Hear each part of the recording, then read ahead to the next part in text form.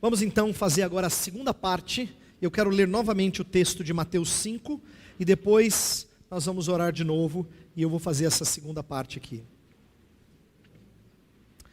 Mateus 5, de 17 a 20, vamos ler novamente. Fala assim: Não penseis que vim revogar a lei ou os profetas, não vim para revogar, vim para cumprir. Porque em verdade vos digo, até que o céu e a terra passem, nenhum i ou um tio jamais passará da lei, até que tudo se cumpra. Aquele, pois, que violar um destes mandamentos, posto que dos menores, e assim ensinar aos homens, será considerado mínimo no reino dos céus. Aquele, porém, que os observar e ensinar, esse será considerado grande no reino dos céus. Porque vos digo que se a vossa justiça não exceder em muito a dos escribas e fariseus, jamais entrareis no reino dos céus. Ok. Vamos relembrar aquilo que eu falei na mensagem anterior, só para você entender a ligação com o que a gente vai fazer agora. Eu tratei de pecado como sendo mais profundo do que maus hábitos. Eu disse que pecado não se resolve simplesmente com atitudes externas. O nosso coração é enganoso. Nós somos muitas vezes conduzidos por motivações erradas. Você pode fazer inclusive o que é certo pela motivação errada. Então, Jesus estava revelando aos fariseus, escribas e fariseus, que o entendimento que eles tinham de alguns princípios e mandamentos não era um entendimento tão profundo assim, porque lei é muito mais difícil de ser obedecida do que eles estavam habituados a pensar. Mostrei que Jesus Cristo não era um revolucionário no sentido de quem queria quebrar com os padrões do Antigo Testamento. Ele não vem para começar uma nova história. Ele é o mais importante capítulo da mesma história. É importante a gente entender assim. Jesus não chega e diz assim, história do Antigo Testamento, esquece, passou. Não é uma nova história, é a mesma história, mas é a parte mais bonita da história. Sabe quando você está assistindo um filme e aí naquele momento mais empolgante assim, tem a música de fundo, você nem percebe que está a música, mas você está na beira do sofá e vai acontecer. Então Jesus Cristo assim, a vida dele foi assim, foi preparando, até que chegou a plenitude do tempo e ele vem, nascido de mulher, nascido sob a lei, para resgatar os que estavam debaixo da lei. Foi o texto que eu li anteriormente. Ele, portanto, é um cumpridor da lei. Ele é aquele que vem realizar as coisas que foram esperadas desde tempos passados. Ele é quem vem incorporar tudo aquilo que Israel não conseguiu fazer. Eu mostrei rapidamente como ele reviveu a história de Israel, para mostrar que ele não é o Israel imperfeito, ele é o Israel perfeito.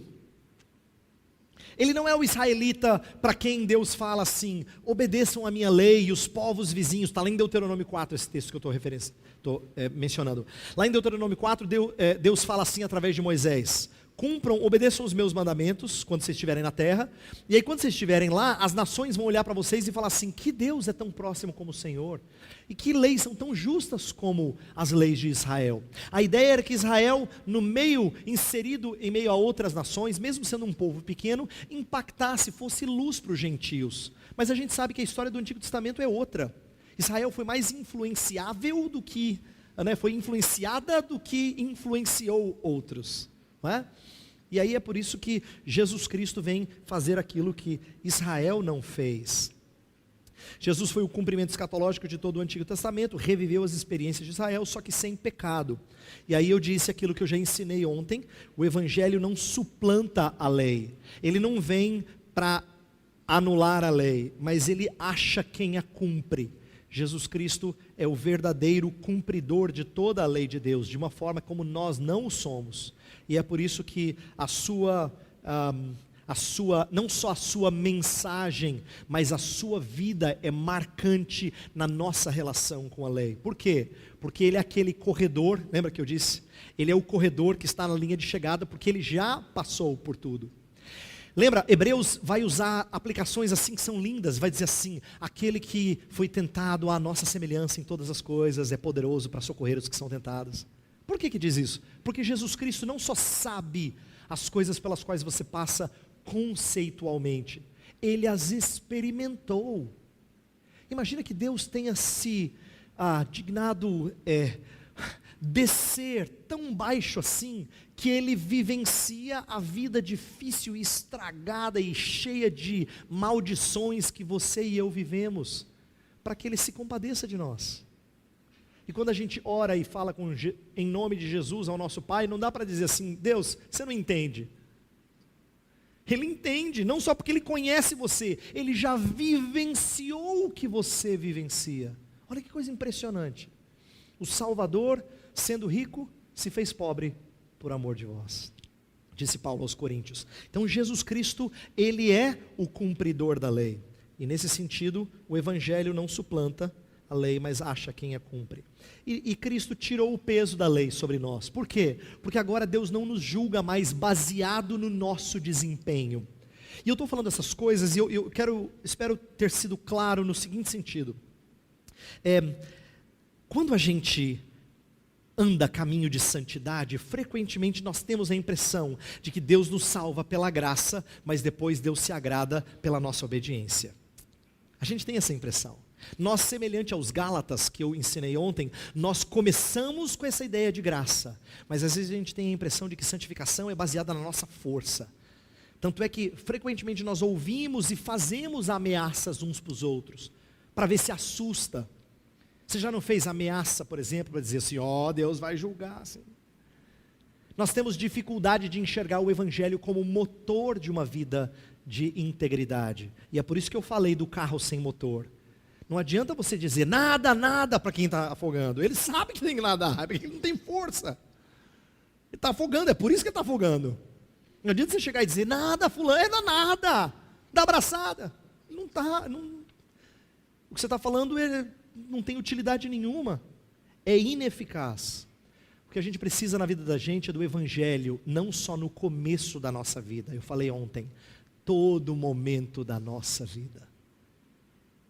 Então, olha que especial, quando você chega, por exemplo, para um momento de culto, quando você for próxima vez à sua igreja para cultuar, não importa onde seja, você não chega diante de Deus dizendo: Senhor, eu estou aqui para te cultuar porque essa semana foi boa, viu Deus?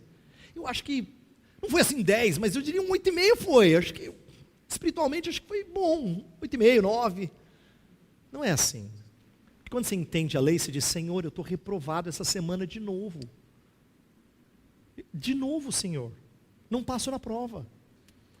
Mas como é que você tem a coragem de se apresentar diante de Deus depois da semana que você teve?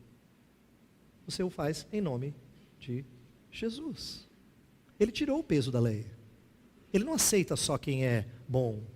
É por isso que a gente participa da ceia. Quem participa da ceia não é quem foi bom esse mês, é quem reconheceu que é pecador esse mês e precisa de novo do sangue e do corpo. Portanto, Jesus Cristo nos aproxima dele frequentemente, mostrando-nos a obra dele, para que a gente entenda que é assim que nós somos colocados de novo no caminho certo, de novo na trilha cristã. Então, eu quero que você compreenda, e a minha oração é que as mensagens de ontem e de hoje, e até o resto do nosso tempo aqui, ajudem você a lutar contra legalismo, porque esse é um pecado comum no meio do povo de Deus. Inclusive, olha só o que eu me refiro à primeira mensagem e a de agora. Na primeira mensagem eu falei que a lei foi relacionada com Cristo, e como tal relação tirou-nos o dever de obedecer perfeitamente, de sofrer pelos erros. Isso é justificação. Agora eu vou mostrar como Cristo transforma a nossa relação com a lei, ensinando-nos o princípio para cumpri-la. Se eu falei mais de justificação antes, agora eu vou falar mais de santificação. Os reformadores diziam que essas duas bênçãos são distintas, mas nunca separadas. Não é possível você ser justificado e não estar sendo santificado, porque Deus, aquele que começou a boa obra em vós, há de completá-la até o dia de Cristo Jesus. Então é importante que nós entendamos que a reforma protestante, diferente do catolicismo, não falava da justificação como sendo um processo. Ela entendeu que biblicamente justificação é uma declaração legal. Uma vez que você é declarado legalmente quites, ou justo perante a lei de Deus, não tem mais que ser justificado novamente. Mas o que acontece na sua vida a partir da sua justificação é o trabalho de santificação. Mas agora vem um detalhe importante. Agora você tem que entender. Você diz assim, pastor, eu entendi esse negócio de justificação. Eu creio que eu fui justificado. Só que na hora da santificação eu não vou bem, pastor. O que eu faço? Eu acredito que eu já fui justificado, mas minha santificação não vai aquelas coisas. É aí que eu ensinei para os meus alunos que justificação é assim. Não é só a declaração legal de uma vez por todas que Deus te perdoou em Cristo. Mas é igual um documento que um oficial vai trazer à sua porta, e ele traz a declaração e diz assim, olha, todos os seus pecados foram perdoados em Cristo. E você guarda esse documento, ele é importante. Você coloca numa gaveta lá que você só deixa coisa importante. De vez em quando, acusações virão à sua porta. E é aí que a doutrina da justificação é deleite para a gente novamente. Porque quando acusações nos assolam, quando a gente se sente perturbado, a gente tem que trazer de volta aquele documento. Ele é refresco para as nossas almas. Eu vou dar um exemplo. Às vezes, eu e você, temos a impressão de que algum sentimento que a gente tenha na vida, ou melhor, algum momento difícil que a gente tem na vida, é resultado de um sentimento de quem está sendo disciplinado. Talvez você já tenha passado por um momento assim. Isso é comum entre crentes. A gente começar a sofrer, passar por alguma dificuldade e dizer, Senhor, eu fiz alguma coisa errada? Deve ser, Senhor, porque eu estou sofrendo desse jeito, eu devo ter feito alguma coisa errada. E a razão da gente pensar assim é porque nós frequentemente achamos que Deus tem que fazer as coisas andarem bem quando nós estamos bem com Ele. E se a gente não está bem, mesmo raciocínio dos amigos de Jó, eu devo ter feito alguma coisa. Esse pensamento vem porque frequentemente nós baseamos o nosso desempenho não no desempenho de Cristo, mas em quão bem nós fomos. Nós baseamos, melhor dizendo, a aceitação de Deus no nosso desempenho. E a gente acha que Deus não está aprovando, é por isso que Ele está pesando a mão. Esse raciocínio tem que ser invertido. Senhor, eu venho como estou, em Cristo Jesus, carente de mudanças. A justificação se torna aquele documento que frequentemente vai trazer alento à minha alma. Minha semana não foi boa, Deus, mas o Senhor diz que em todo tempo eu louvarei ao Senhor. E o meu louvor estará sempre nos meus lábios. Por isso que você vai à casa do Senhor, não quando você está bem. Você vai à casa do Senhor sempre, porque você sempre precisa dEle. Mas como é que você se apresenta diante do Santo Senhor? O documento é o seu deleite, é o que te move. E eu quero falar agora não só da força que move, mas como ela move no nosso interior. Veja só. Se na primeira mensagem, Cristo reafirmou a lei contra todos aqueles que têm ojeriza para com a regra e o rigor legal, os antinomistas. Então a primeira mensagem eu enfatizei a importância de Cristo ter ensinado a lei, e de que Cristo não abandonou com a lei, Ele não disse assim, acaba com lei, para de lei. Então contra aqueles que têm ojeriza a lei, Ele está ensinando a importância da lei. Mas agora na segunda mensagem, Ele surpreende até os legalistas, ao dizer que estão muito abaixo do padrão divino. Legalistas têm uma visão rasa da lei. Deixa eu explicar. Na primeira mensagem, eu enfatizei assim, Cristo diz, eu vim cumprir a lei, e aí mostra a importância da lei. E aí se Jesus tivesse pregado do jeito que eu preguei, claro que Ele não fez isso, mas se Ele tivesse, na primeira mensagem os legalistas iam estar assim, isso mesmo Jesus, mostra a lei para eles. Mostra que esse pessoal aí estão tudo sem lei, tudo imoral. Aí na segunda mensagem ele mostra para os legalistas que nem eles tinham entendido a lei. E é isso que eu quero falar nesse segundo momento. Por quê? Porque o legalista que é apegado à lei, ele tem uma visão muito deturpada da lei. Por que ele tem uma visão deturpada da lei? Ele acha que ele consegue cumpri-la. Quando o legalista julga alguém por não estar em conformidade com o seu padrão, ele acha que é possível cumprir o padrão que ele entende ser o padrão de Deus. Então, não pense que só os antinomistas é que tem problema com a lei. Os legalistas também têm. E não é porque eles amam demais a lei, e não é porque eles têm uma visão exagerada da lei, é porque a visão deles da lei é muito rasa. Muito rasa. Eles não têm a mínima ideia de quão profunda é a lei. E de quão profundo é o nosso pecado, e como nós transgredimos a lei de Deus. E Jesus Cristo vai mostrar agora algumas coisas surpreendentes. Ele começa com uma exigência chocante. Olha o versos 19 e 20. Aquele, pois, que violar um destes mandamentos, posto que dos menores, e assim ensinar aos homens, será considerado mínimo no reino dos céus. Aquele, porém, que os observar e ensinar, esse será considerado grande no reino dos céus. E agora vem: porque vos digo que se a vossa justiça não exceder em muito a dos escribas e fariseus, jamais entrarei no reino dos céus. Eu quero que você entenda a força dessa exigência.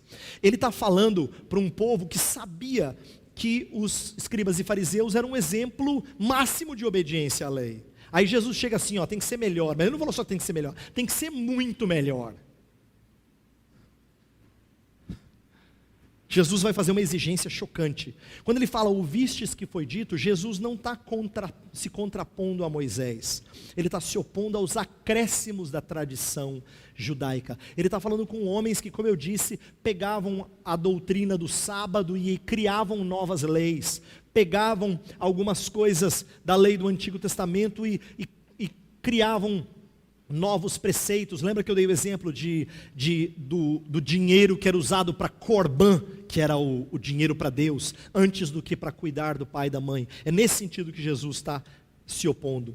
Escribas e fariseus passavam a vida estudando e expondo a lei.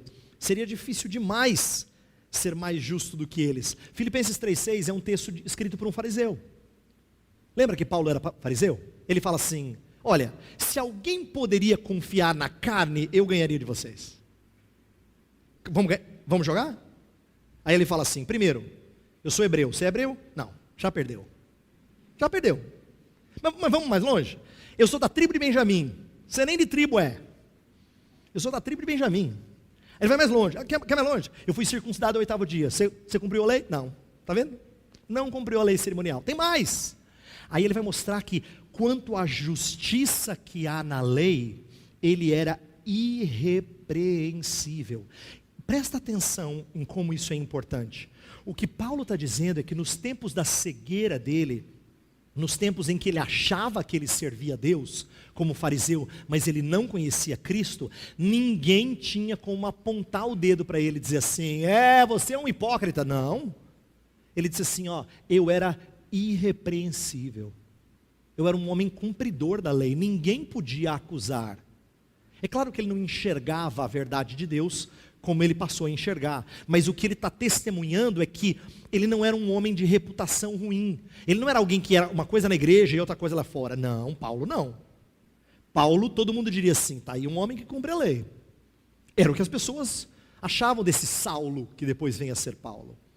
Esse Saulo era um homem irrepreensível.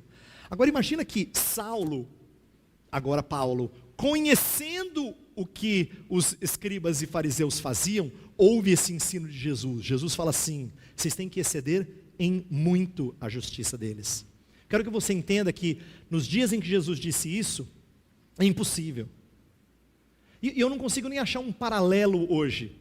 Mas se a gente quisesse achar um paralelo, seria encontrar a pessoa assim, mais crente que você conhece. E alguém fala assim, mas tem que ser assim, é de longe, tá? Mais crente que ele. E você fala assim, não vai dar, pastor, já tentei.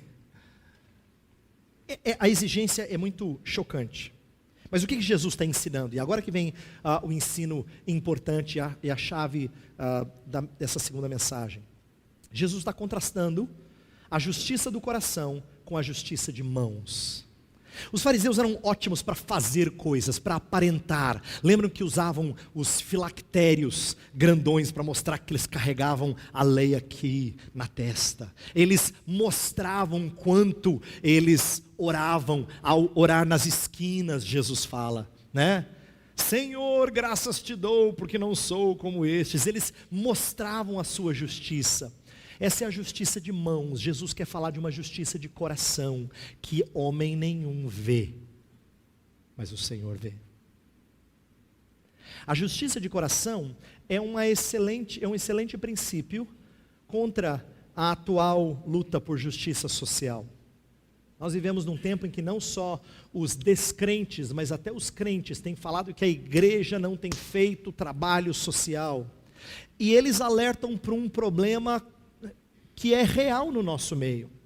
O que me entristece, porém, é que essa luta por uma justiça social, muitas vezes não é acompanhada por uma justiça de coração. Eles querem fazer obras achando que podem pelo seu muito esforço, antes do que compreender que é o Evangelho que nos move a socorrer os necessitados, os abatidos. Estou dizendo isso porque nossa sociedade é uma sociedade que quer mostrar que é justa. Os fariseus e escribas faziam a mesma coisa. A nossa sociedade precisa aprender a ter um coração transformado, para que justiça brote desse coração. Então, meu ponto é mostrar que o ensino de Jesus não era próprio só para aquela época, é próprio para a nossa época. A nossa época repete os mesmos erros daquele tempo. Olhar para o princípio, o espírito da lei, desprezado pelos doutores. É isso que Jesus Cristo vai mostrar. Quando ele fala assim, ouviste que foi dito, não matarás, e quem matar estará sujeito a julgamento. Mas eu digo a você, se você se irá contra o seu irmão, você já está sujeito a julgamento. Por que Jesus está falando isso? E João vai pegar nisso, dizendo que o ódio do irmão já é homicídio. O apóstolo João vai mostrar isso. Você quebra o sexto mandamento, não matarás, quando você odeia o seu irmão. Jesus está tentando mostrar que o mandamento, ele é apenas uma maneira de expressar algo maior, um grupo de problemas. Quando não matarás é ensinado, e o sentido é de homicídio, é de assassinar, é de tirar a vida de alguém intencionalmente, relacionado a isso está toda uma gama de princípios e mandamentos que devem promover a vida do outro. É isso que é legal do Antigo Testamento, que a tradição cristã entendeu. Por exemplo, os puritanos frequentemente falavam que por detrás do não, tem sempre um sim nos mandamentos. Por detrás de um não matarás, tem um promova a vida do próximo.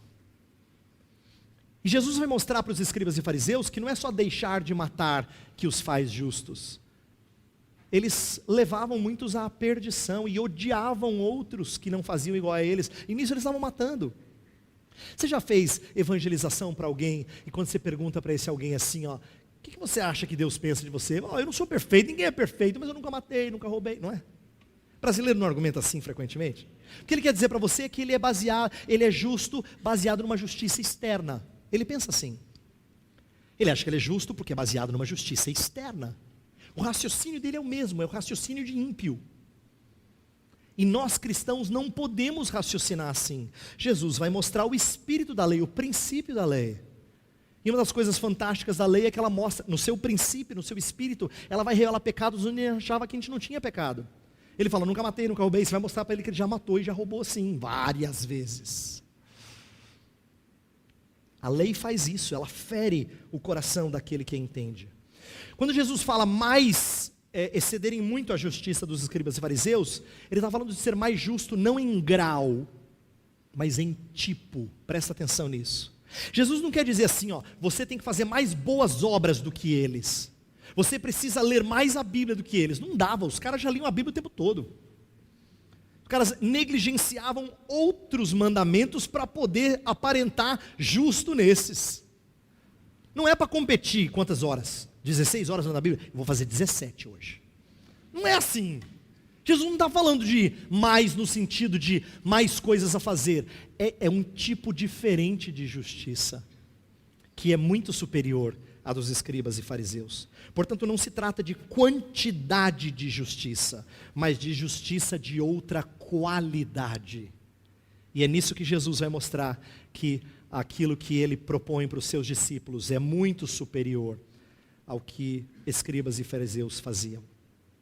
Olha só, eu quero pegar o texto de Lucas 18. Lucas 18 é um texto precioso. Se você puder abrir, a gente vai relembrar. Você sabe a história, mas eu quero ler de novo a história para isso ficar claro. Antes de aplicar, eu preciso relembrar.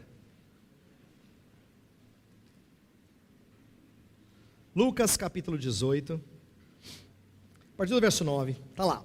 Uma parábola que fala do fariseu. Jesus não estava falando de uma justiça que supera do fariseu. Então isso aqui é uma boa parábola.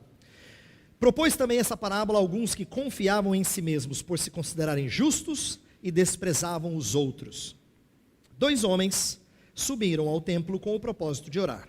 Um fariseu e o outro publicano. O fariseu, posto em pé, orava de si para si mesmo desta forma: ó Deus, graças te dou, porque não sou como os demais homens, roubadores, injustos e adúlteros, nem ainda como este publicano. Jejuo 2 vezes por semana e dou o dízimo de tudo quanto ganho. O publicano, estando em pé, longe, não ousava nem ainda levantar os olhos ao céu, mas batia no peito, dizendo: ó Deus, sê propício a mim, pecador. Digo-vos que este desceu justificado para a sua casa, e não aquele, porque todo que se exalta será humilhado, mas que o se humilha será exaltado.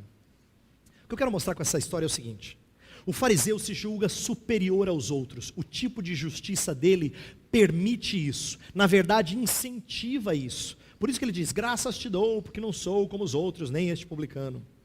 Inclusive, tem uma coisa aqui que não é tão perceptível para você. Quando ele fala no versículo 12, jejuo 2 vezes por semana e dou o dízimo de tudo quanto ganho, os comentaristas falam assim, o fariseu está querendo dizer que ele vai além da lei. Jejuar 2 vezes por semana não era uma exigência da lei, mas ele quer dizer assim: se a lei diz que eu preciso fazer 1 vez por mês, eu faço 2. Se a lei fala assim, jejue e ore tanto, eu faço o dobro, o triplo, pode deixar, isso eu consigo. Então, a justiça do fariseu, ele quer ser mais legalista, mais realista que o rei. Lembra, você já ouviu essa expressão? Está querendo ser mais realista que o rei, né? Mais legalista do que a lei. E ele propõe isso, ele propõe uma justiça que ultrapasse o critério de justiça da lei. O publicano tinha, em contrapartida, vergonha de si, porque estava muito abaixo do padrão da lei. Preza a autoexaltação do primeiro e exalta a humilhação do segundo. Olha que interessante. A parábola começa assim: 2 homens foram ao templo para orar, mas só um adorou. Porque só um considerou o Senhor Deus o seu Salvador. E por que essa parábola é interessante? Porque isso aplicado para a nossa vida vai mostrar como às vezes nós pecamos com o entendimento errado de justiça. Olha só, é possível cultuar e não adorar, praticar o rito, mas não conhecer o adorado, pois não expressa o seu caráter e a sua misericórdia. O Evangelho de Mateus tem histórias assim, histórias de gente que se aproximaram, pessoas que se aproximaram, mas não cultuaram o Senhor, porque não tiveram o mínimo de misericórdia. Jesus, por exemplo, comia com os pecadores, e frequentemente os fariseus acusavam ele de comer com publicanos e pecadores, e que isso era ruim. Jesus falou assim: sabe por que eu faço isso? Porque os sãos não precisam de médico, sim os doentes. Jesus está ensinando que culto não é a reunião dos santarrões, é a reunião dos quebrados, que reconhecem que são quebrados. E é importante, Jesus está mostrando que eles podem praticar o rito, mas eles não cultuam. Olha só, é possível pedir a manifestação do poder de Deus e não ter um coração reto. Em Mateus 12, é aquele texto em que os homens chegam para Deus, os homens da lei, e falam assim: Jesus, mostra um sinal. Se o Senhor mostrar um sinal, a gente vai crer no Senhor.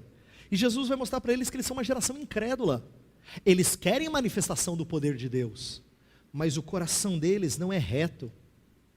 Olha só, Jesus está criticando uma coisa que nós vemos tanto hoje na igreja evangélica brasileira. As pessoas não querem ver a manifestação do poder de Deus. É possível você ter um desejo que parece ser justo e ser completamente ímpio. Deus não está aqui para fazer display do seu poder. Ele já deu esse display. E Ele quer que você se renda ao display que Ele já mostrou. Então é possível você desejar a manifestação do poder de Deus e fazer isso com uma motivação errada. É possível ter um zelo tão grande com ordem que anulamos o mandamento divino. Aquela história que eu já mencionei na primeira parte, os fariseus os homens da lei estão criticando os discípulos porque eles não comem sem a devida higiene. Zelo por ordem, mas eles anulam o mandamento divino. O que eu estou tentando mostrar com todas essas passagens de Mateus, porque a gente está expondo um trecho de Mateus, é que Jesus vai mostrar como a justiça que Cristo propõe é completamente diferente da justiça que os homens da lei propunham naqueles dias. Completamente diferente. Por isso que eu estou falando, não é justiça em grau maior, é de outro tipo. Esses textos todos mostram que os escribas e fariseus não entendiam a justiça de Cristo. Aplicando, e você já viu isso antes, é possível não beber, não julgar, não fumar e ser tremendamente mundano. Quando eu estive aqui quase 3 anos atrás falando de cosmovisão, eu propus falar a vocês sobre como a igreja frequentemente é mundana sem práticas chamadas de mundanas. Isso que o evangélico às vezes não percebe. Ele acha que ele não é do mundo porque ele não faz as coisas que o mundo faz. Mas ele raciocina e a sua motivação é semelhante ao do mundo. Ele pensa em justiça como sendo coisas que ele faz, ele não pensa em justiça como sendo algo do coração. Isso é raciocinar igual o mundo raciocina. Isso é ser mundano. Tem uma coisa que eu aprendi de boa teologia, que para mim aqui é encantador. Como é que Jesus Cristo e os seus 3 ofícios estão relacionados à lei? E aqui a gente vê um pouco disso nessa passagem, no ensino de Mateus como um todo. Quando eu falo dos 3 ofícios, deixa eu explicar, porque talvez isso não seja conhecido para você. Jesus Cristo é chamado de o sumo sacerdote, o sumo profeta e o sumo rei. O que eu quero dizer com isso? No Antigo Testamento haviam 3 ofícios que Deus usou para revelar coisas ao seu povo. Profetas, sacerdotes e reis foram figuras que tinham autoridade divina. Ofício é uma posição de autoridade. Deus concedeu a autoridade a eles para que conduzissem um povo em diferentes áreas no seu aprendizado. E esses ofícios, a teologia cristã desenvolve, fala que eles apontavam para a obra de Cristo. A obra de Cristo é quem assume mais do que tudo aquilo que os reis deveriam fazer. Então, deixa eu te dar uma dica. Quando você lê o livro de Reis e o livro de Crônicas, começa a ler o que cada rei faz ou deixa de fazer e compara com o rei dos reis. Você vai entender em que aspectos alguns reis anteciparam a obra de Cristo e em outros aspectos eles fizeram exatamente o contrário daquilo que o rei viria fazer. Quando você começar a olhar para o sacerdote e os atos dos sacerdotes no Antigo Testamento, começa a enxergar o sumo sacerdote entrando no Santo dos Santos, Jesus Cristo. Quando você olhar para os profetas e aquilo que eles falam, comece a entender como é que Jesus Cristo vinha falar a vontade do Pai. Por que ele vinha falar a vontade do Pai? Porque é isso que o profeta faz. O que o profeta mais falava? Assim diz o Senhor. Jesus Cristo, portanto, é quem incorpora esses ofícios. E a tradição cristã tem falado disso, e eu quero agora só fazer uma aplicação rápida em relação à lei. Olha que interessante. O ofício real, Jesus Cristo é o promulgador e mantenedor da lei. Ele demonstrou autoridade sobre a lei. Como Deus, ele é o autor dela, e ao encarnar-se, ele a manteve. O que eu quero mostrar aqui é que Jesus Cristo, quando ele vinha falar de lei, ele falava com autoridade. Por quê? Ele é o autor dela. Por isso que ele não tinha que apelar para outra autoridade. Ele é o promulgador e ele quem mantém a lei. Quando ele chega encarnado, ele fala: eu não vim revogar a lei, eu vim cumpri-la. Porque ela é a expressão de quem eu sou. Ela é a expressão de quem eu sou.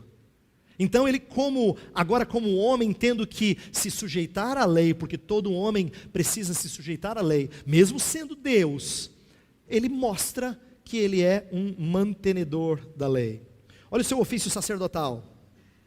O sacerdote é aquele que executa a lei. É isso que o sacerdote do Antigo Testamento tinha que fazer. Ele executava as leis cerimoniais, por exemplo. Cristo cumpriu a lei sofrendo em nosso lugar e obedecendo os preceitos da lei substitutivamente. O que eu disse ontem eu vou reforçar aqui brevemente. Jesus Cristo não só morreu por você, ele viveu por você. Portanto, a sua substituição não é apenas na morte. Eu não quero que você enxergue Jesus Cristo assim, passando 3 anos do seu mistério, só ensinando. E aí quando chega lá na morte, fala: pessoal, agora eu preciso substituir vocês e morrer pelos pecados de vocês. Não. Jesus Cristo é aquele que durante toda a sua vida vive em favor e em lugar do seu povo. É por isso que a sua morte, a morte dele é a sua morte, e a vida dele é a sua vida. Então, por isso que eu expliquei na primeira mensagem que ele revive a história de Israel, porque ele é aquele que obedeceu a lei, e Romanos 5,19 fala que pela obediência de um só, muitos foram justificados.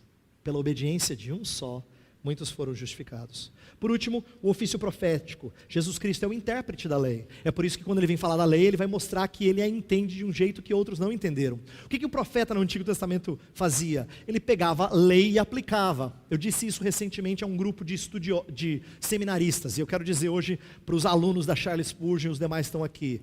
Quando a gente vai estudar os profetas, a gente tem que ter em mente muito claro a lei do Pentateuco.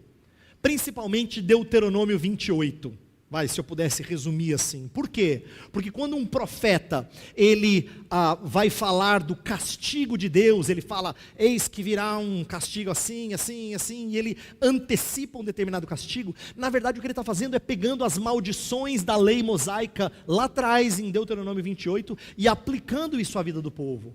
Então, por exemplo, quando ele fala de entrar povos estranhos, em Isaías 28, é um texto citado por Paulo em 1 Coríntios 14, fala que povos de línguas estrangeiras entrariam no povo. Ele está falando do cativeiro babilônico. Por quê? Porque em Deuteronômio 28, Deus fala que a terra seria invadida por línguas estranhas. Quer dizer, gente falando outro idioma. Então, o que eu estou tentando mostrar com isso? O profeta, ele era alguém que não só previa, não pense em profeta como sendo primordialmente um vidente. Tem gente que tem uma ideia errada de profecia. O profeta do Antigo Testamento, Deus deu a ele oportunidade sim e habilidades de antever coisas, mas o que eles mais faziam era pegar a lei de Deus e aplicá-la ao povo. O povo está obedecendo a lei? Não. Então o que vem? Maldição. É por isso que você lê profeta e só leva chibatada. Já fez devocional nos profetas? Ô Senhor, tem misericórdia. Na outra noite, ô Senhor, tem misericórdia. Ô Senhor, para de bater um pouquinho, porque é só chibatada. Não é só chibatada, no finalzinho eles sempre são graciosos, e a graça de Deus e o Evangelho de Deus em trazer refrigério à sua alma, mas é porque eles estão aplicando a lei. O que Jesus Cristo faz?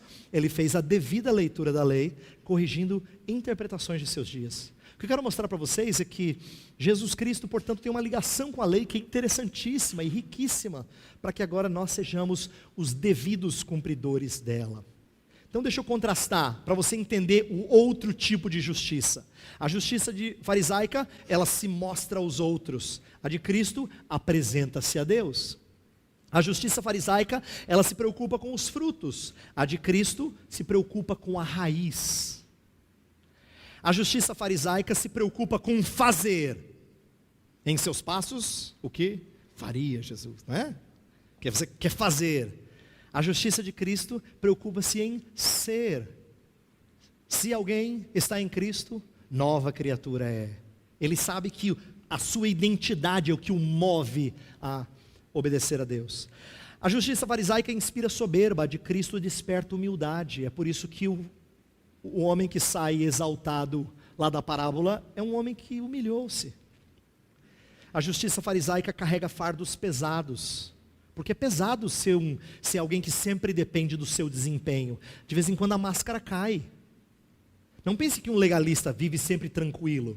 Pelo contrário, é pesado. Gálatas fala disso, de fardos pesados que eles carregavam e escravizavam outros. Jesus falou isso, que os fariseus colocavam pesos que eles não conseguiam carregar sobre os seus discípulos. Já Jesus Cristo chama-nos a uma vida de jugo suave, de fardo leve. A justiça farisaica é escravizante, a de Cristo é libertadora. Por isso que eu disse para vocês, Jesus não está falando de uma justiça maior em grau, ele está falando de um outro tipo de justiça, incomparavelmente mais impressionante. Justiça superior, como? Só entra no reino quem tiver tal justiça. Ele falou isso lá no versículo 20. Se vocês não tiverem uma justiça muito superior dos escribas, jamais entrareis no reino dos céus. O padrão do reino, portanto, é a santidade do rei. Lá no capítulo 5, no final do capítulo 5, versículo 48, fala assim: portanto, sede vós perfeitos, como perfeito é o vosso Pai Celeste. Você imagina se ouvindo esse sermão? Então, pessoal, estou aqui para dizer para vocês que vocês têm que ser perfeitos, tá? Que nem o Pai. Mas esse é o padrão de Deus. Deus não abaixa o padrão por causa da sua incompetência, e nem da minha. O padrão de Deus é perfeição. Agora, por que eu estou dizendo, você se imagina ouvindo esse sermão? Porque você provavelmente diria assim: pastor, impossível. Foi exatamente a reação dos discípulos, quando Jesus falou assim: é mais fácil um camelo passar pelo buraco da agulha, do que um rico entrar no reino dos céus. Impossível, Jesus. Aí Jesus falou assim, exatamente, impossível. Mas o que é impossível aos homens, é possível para Deus. Jesus não falou para eles, impossível, vocês não entenderam, não é impossível, é possível sim. Não, quando eles falaram impossível, Jesus disse exatamente, é impossível, aos homens é impossível. Mas o que é impossível aos homens é possível a Deus. Olha só, uma justiça que vem do coração só pode ser produzida pelo Espírito. Jesus está falando de uma justiça que não é feita por causa de você, mas por causa do Deus que habita em você. Uma das promessas mais lindas no Antigo Testamento estão registradas lá em Jeremias e em Ezequiel. Em Jeremias 31, Deus fala que ele imprimiria as leis no coração. Você não mais obedeceria por causa do rigor da lei, mas porque elas estão impressas no coração. Dá para entender por que o salmista fala assim, Senhor, quanto amo a tua lei, é o meu deleite de dia e de noite. O que ele está querendo dizer ela está impressa no meu coração. Ezequiel 36, verso 27, fala que o Espírito nos conduziria a cumprir a lei. Todos os mandamentos de Deus. O que eu quero mostrar é que as promessas em Jeremias e em Ezequiel apontam para uma obra extraordinária, espetacular do Espírito de Deus. Quando Jesus fala de você e eu sermos santos como o Pai é santo, é porque Ele sabe que você agora tem um motor que é impressionante, cara. O seu carro agora não anda com turbinas desse mundo. O seu carro agora anda com turbinas de outro mundo. Alguém que é capaz de produzir justiça inigualável. Agora, essa aqui é uma das coisas mais lindas que eu aprendi lá atrás com Agostinho de Hipona e alguns homens agora. Agostinho uma vez deixou Pelágio maluco. Um dos livros mais famosos de Agostinho são as suas confissões. E as suas confissões, na verdade, são uma oração a Deus, em que ele revela muito do seu pecado.